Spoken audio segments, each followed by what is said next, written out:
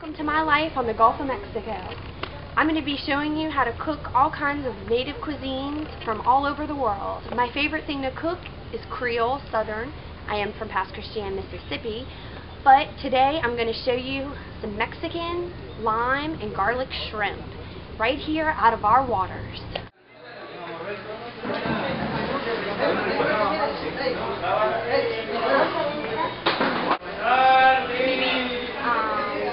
A kilo, the bundle of goodies. In New Orleans, we have our Trinity, which is celery, bell pepper, onion, and garlic. And the Trinity is really what is the base of all of our meals in Creole cooking.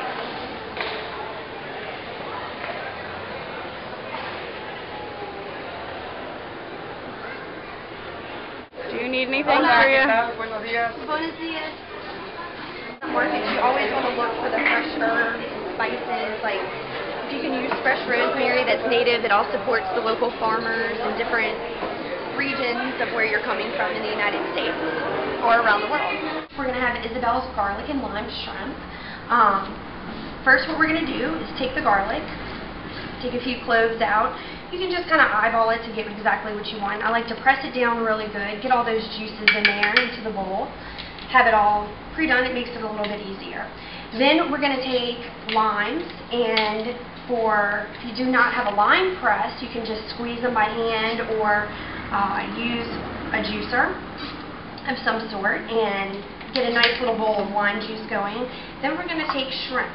And I like to get the shrimp without the head, because what we're going to do is peel the shell off, and a lot of times you can just peel the top layer of the shrimp, pinch it here and pinch it at the tail. Well, sometimes it comes out, sometimes it doesn't.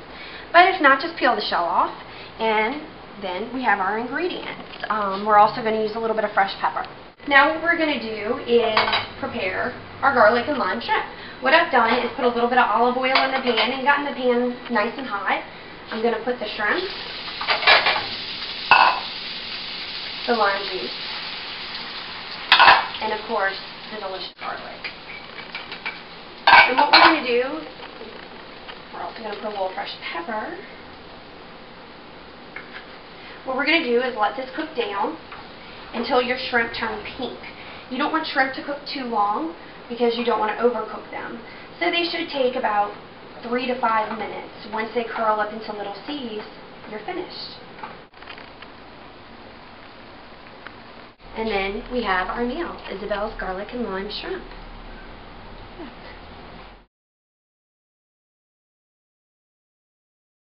All I do is take some crackers, like animal crackers or whatever, a little bit of breadcrumbs, and I'll wait and mix my breadcrumbs, but what I'm going to do is take the animal crackers, put them on a blender. But this is for a very, very simple cheesecake. This is going to be our crust, and what we're going to do is take the crackers, the crumbs from the blender, and they get stuck in there, so you may want to have to bang them out a little. Then you take just plain breadcrumbs, do about 50-50, and I like to use my fingers to put them, but I like to get it all in there and mash it down, get the breadcrumbs all mashed up,